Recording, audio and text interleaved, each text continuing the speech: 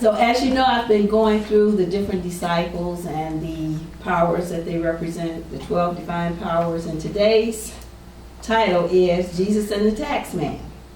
And we call it Jesus and the Tax Man because of Matthew, who was one of Jesus' disciples. And Matthew was one of the most reviled, despicable individuals on the planet until he crossed paths with Jesus. Oh. He was a tax collector, or as they say, a publican, when Jesus called him. This was the last credential that you expect a person who would become so prominent in the church to have. He's credited with being the author of the first book in the New Testament, the book of Matthew. He was a leader in the church and a preacher of the gospel. Tax collectors would despise people in Israel. And you know, today, some people don't like the IRS. So I guess we can kind of compare it to that a little bit. I think they're okay. But anyway, they were despised in Israel. They were hated and vilified by all of Jewish society.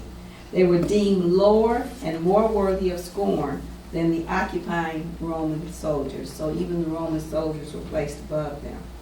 Publicans were men who had bought tax franchises from the Roman emperor, and then they extorted money from the people of Israel to feed the Roman coffers and to get a little bit for themselves too, pad their pockets. So they often strong-armed money out of people with the use of thugs. Most were despicable, vile, unprincipled scoundrels. So what a person to choose to be an apostle. The call of Matthew is recorded in Matthew 9:9. And it says, as Jesus passed on from Capernaum, he saw a man named Matthew sitting at the tax office, and he said to me, follow me. And Matthew probably looked around and said, you talking to me? Anyway, he didn't hesitate. He got up and he went. He followed the call of Jesus. Here, and it says in the Bible, so he arose and followed him. And this is the only glimpse we have of Matthew in the book that was named for him. The next few verses state, now it happened as Jesus sat at the table in the house that behold, many tax collectors and sinners came and sat down with him and his disciples.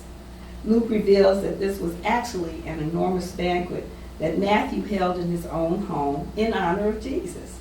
He had invited a large number of his fellow tax collectors and other scoundrels and social outcasts to meet Jesus. And he was thrilled to have found Jesus, and he wanted all his friends to meet him. So, you know, if you have a celebrity come to your house, but you want to invite all your friends over so they can meet him, and then it's like, oh, look at me. So he had the large banquet in his home. And Luke 5:29 through 32 records what happens. Then Levi, because that was Matthew's name before he became Matthew or one of the disciples, gave him a great feast in his own home. And there were a number of tax collectors and others who sat down with them. And their scribes and the Pharisees complained against his disciples, saying, why do you eat and drink with tax collectors and sinners? Jesus answered and said to them, those who are well have no need of a physician, but those who are sick. I have come not to call the righteous, but sinners to repentance. So I don't need to be with you people that consider yourselves saved. I need to go for the people who really, really need me. You know, we're often known by the company that we keep. So Matthew had these people because that was his group, or as the kids would say, that was his posse. These were the people that associated with him, and they associated with him because they were of like minds. So these were the people that was at his home. And we know that Jesus didn't discriminate against anybody. But that's why it's hard to understand all this, anti-this, anti-that. Jesus didn't discriminate against anybody. The discrimination didn't come in until Paul came in. But Jesus, you were cool with him, in spite of anything that you may or may not have done. Now, to add to this, there were two types of tax collectors. There was the general tax collectors called the Gabai, and I hope I'm pronouncing that right. And these were the general tax collectors who collected property, income tax, and the poll tax. These type of taxes were set by official assessments, much like the government with the income tax, I would suppose. So there was not much graft at this level. So you have income taxes, you pay your income taxes, and people get in trouble for evading, tax evasion. But they usually find and catch up with them. And so that was the one type of tax collector. And then there was the Mokis, or the Moksha, I've seen it written both ways, who collected a duty on imports and exports, goods for domestic trade, and virtually anything that was moved by road. So they were like collecting money on what might be considered today the Teamsters. This category was further divided between the great Mokshis and the little Mokis. The great Mokis were able to hire people to do their dirty work for them. The little Mokis were installed in little offices where they had to deal with people face to face. So imagine having to go into that office and deal with this despicable human being who was trying to get everything that he could. Guess which kind Levi, later Matthew, was? A little Moshe. He was the one that people saw and resented the most.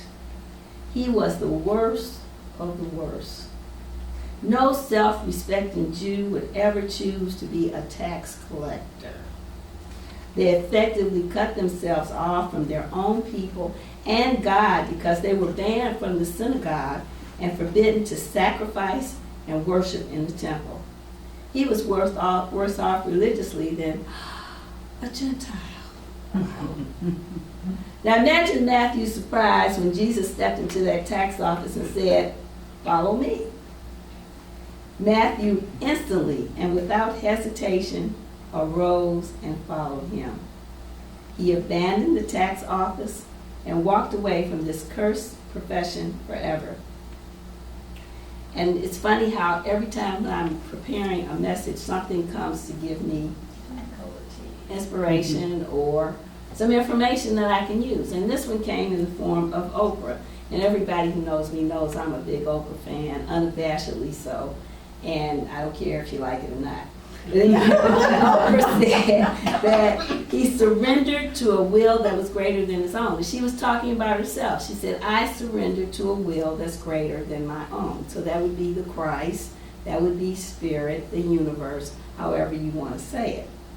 So that's what Matthew did. And his decision at this point was irreversible, and that was for two reasons. One was because there was no shortage of people who were willing to step into this lucrative enterprise. He made a lot of money. He had a big house where he could hold a big banquet. And everybody's looking and saying, "Well, you don't want to do it? I'll take it gladly."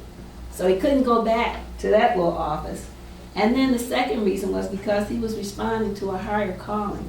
He knew that this was what he was supposed to do. And he knew it, he didn't question it, he didn't hesitate.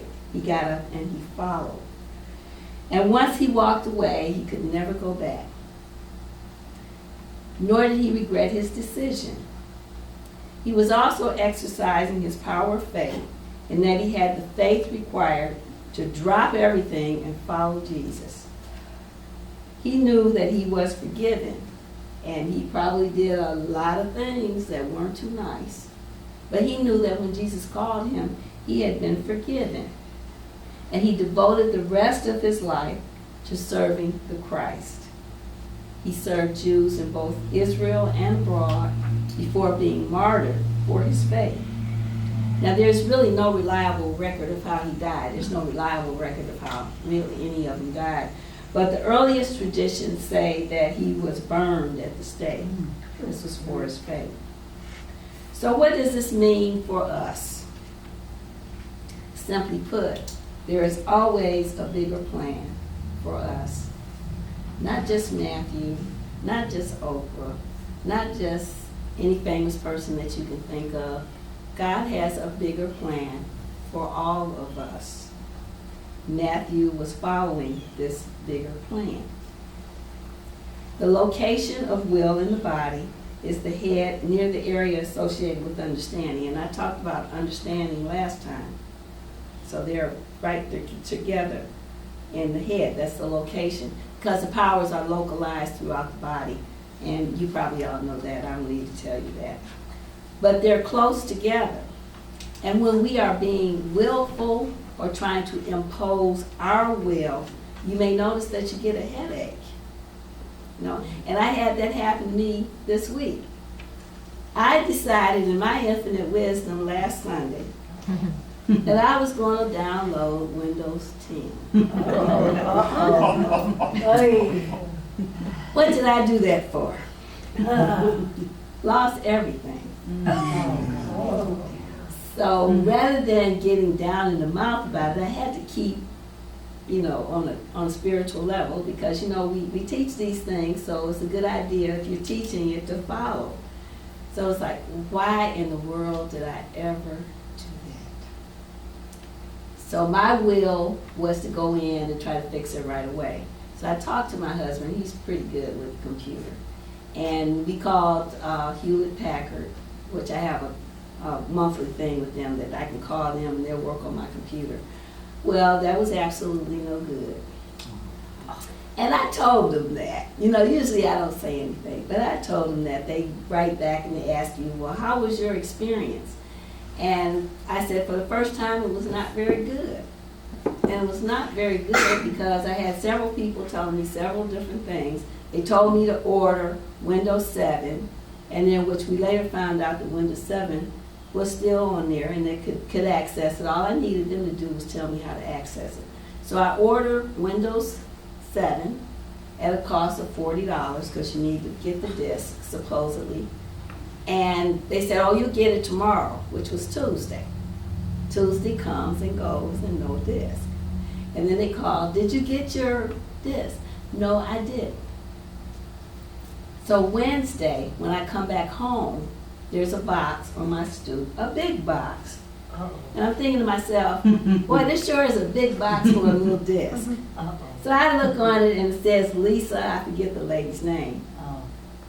And I thought, they delivered the wrong box. So then I think, well, I'm going to go around there and take them their package, because there was, you know, if the mail, you just put it back in the mail, but FedEx, yeah, I'm not going to send it back to FedEx. The lady just lived around the corner. So I took it over there, and guess what? She had my disc. So when I told them about this experience, they decided that they were going to take that off my credit card, which they really should have anyway. But they said, okay, well, we will reimburse you for the disc. So the proper direction or the proper use of our divine will, as all the 12 powers, are under the direction of the Christ, and it can bring about a transformative experience. And I'm happy to report that I was able to stay calm and carry on, even though I hadn't written my message. Now, I usually start writing my messages, you know, Sunday or Monday, and I work on them all week. And I didn't have my computer, and I said, oh, well, you can probably write it out. So I wrote out some of it. And then I just bear with this, okay, surrender to it. And that's what I did. Not my will, but thine, O Lord, be done, as Jesus said in the garden. So the highest level of spirituality is total surrender. And that's what Oprah was talking about. So how do we activate this? Now I'm referring now to which I was watching at the time, or getting ready to watch at the time I crashed my computer, Reverend Jack Bomar, Unity of Hawaii. And they live streamed their services at 3:30 in the afternoon on Sunday and 5:30, because they have 2 services there. And if you tune in, you might catch or see Reverend Joan Gattuso, because she goes to that church sometime. So I'm watching, and then I crash my computer. So anyway, back to the divine will. That's not my talk. Okay, so he says that the practice or the proper use of our divine will can result in wonderfully radiant health, total well-being, peace, prosperity in all of its forms, because we know that money is just a small part of what prosperity is, our body, affairs, and situations. And as the Course in Miracles would put it, God's will for us is perfect happiness. So if I'm fretting about this Windows 10, which, by the way, I don't think I'll ever install on my laptop. If his will for me is perfect happiness, then I cannot get upset about this. I have to remain calm. Now, Reverend Jack, and he has a book called The Truth About Heaven, and I'm going to get it, and I'll share some of that with you when I do get it. And plus, if you're live stream, you will see that, to me anyway, Reverend Jack is really cute. Now, this from a woman that's just celebrated her 25th anniversary. But Reverend Jack is cute. I think he's really good looking, and he has a good message. So if you can, anchor in on that sometimes. So what did he say? The 3 keys are, number 1 is consistent obedience to the still small voice, the voice of spirit. And as it says in, I think it's 2 Kings, that the voice of spirit is not loud like the thunder, it's not like an earthquake, it's the still small voice that you might not even pay attention to. But we in unity, we practice paying attention to that still small voice, and it can keep us out of trouble. Then he says, transformative giving, this is the 2nd key, which involves the giving of ourselves to life, which is also one of our 12 powers. He says, take your hands off your life. Isn't that scary? You know, you're driving down 77 at 65 miles per hour. Take your hands off the steering wheel. That's kind of crazy. But that's what he's talking about. And then he goes on to refer a second transformative experience besides Matthew was the man at the pool of Bethesda. And if you remember the story, it's in John 5. And there was a pool there. And every so often, an angel would come and would trouble the water. Or so they would say, would ruffle the water. The old gospel tune says God's going to trouble the water, wade in the water, if you ever heard that. And that's what that's referring to. So Spirit would stir up this water, and if you were able to get in that pool, you could be instantly healed. So there was a man who had been at the side of that pool for 38 years. Oh, can you imagine 38 years? He had been there, waiting to be able to get in. And he sees Jesus and he thinks to himself, oh, there's Jesus. Jesus will help me. You know, Jesus will help me get in the pool. So Jesus comes up to him and asks him, well, what's your story? And he said, well, every time I want to get in the pool, somebody beats me to it. And I've been here for 38 years. Can you help me? Jesus says, he asked him a very important question. And he asked him, do you want to be healed? Do you really want to be healed? Now you think who wouldn't want to be healed, but sometimes people don't. You know, if you're ill, you can get attention. You know, it's not what I would think would be good attention, but you can get attention, you can be dependent, certain things you don't have to do. So Jesus said, well, do you want to give up this? You know, because there are certain things that go with giving this up. So the man said, yes. He said, yes. He used his divine will to say, yes. And Jesus said then, rise up, take up your bed and walk. So Jesus didn't have to help him. He walked. He was able to get up and he was walked. And immediately was made well. Because he aligned his will with the will of the divine, which we can all do. And one final example is Jesus in the Garden of Gethsemane. And he was standing there, you know, his disciples had abandoned him. You know, he told me, he said, okay, just keep watch. I'm going to go back here by myself for a minute. Can you just keep watch? And then he comes back and they're asleep. And then he goes away again and comes back and they're asleep. So Jesus was highly discouraged about this. And he says, you know, Father, he said, do I really have to do this? Can you assign somebody else to this? But then he immediately surrenders and he says, not my will, but thine be done. So that's how he was able to go into that. He surrendered to the will of the divine and he was able to do what he needed to do. And then the third thing is we anchor in heaven here on earth. Now Charles Fillmore in one of his messages said, I believe in a material heaven, but not a place to go to. So, you know, streets paved in gold and all that jazz. Not a place to go to, but rather as a place to stay in, for we are in it now. We're in heaven now. And where is heaven? Heaven is within. The earth is the potential heaven. It's easy to do. Is it easy to do? No, but we can use our divine will to transcend in consciousness and live in heaven on earth. We can all do it. The angel is troubling the water. So get in and have that transformative experience like the man at the pool. Thank you. Have a blessed day. Now we're going to go into our time of meditation.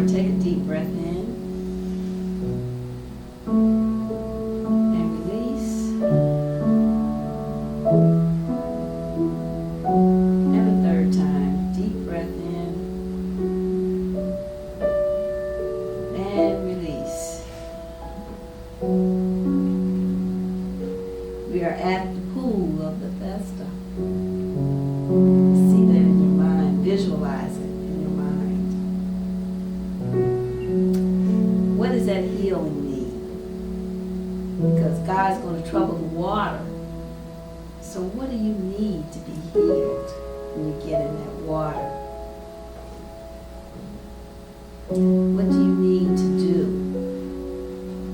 in order to surrender to that power greater than any of us?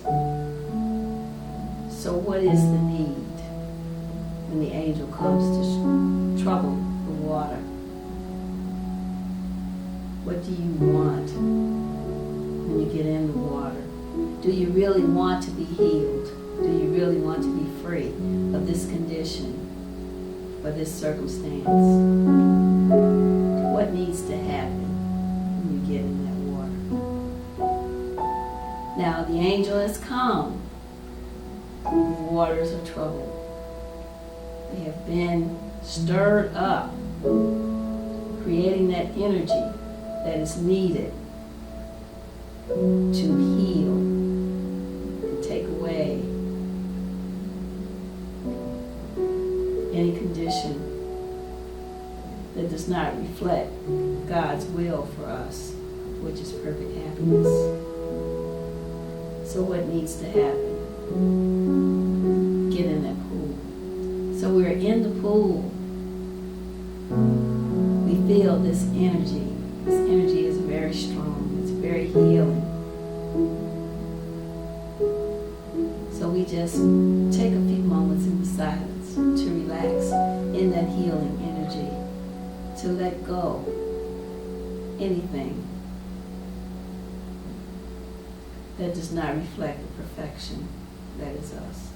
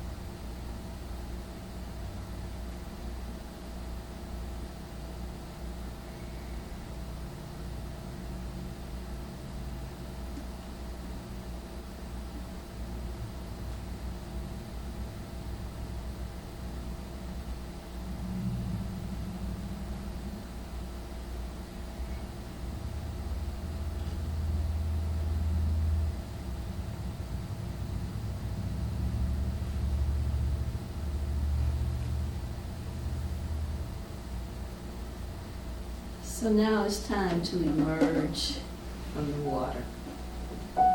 Refreshed, renewed, reinvigorated, having received the healing. We may feel nothing or recognize anything, but just know that having been in the energy of that water has brought about some kind of healing, and you will see it in God's good time. And we are so grateful that this is so. So coming back.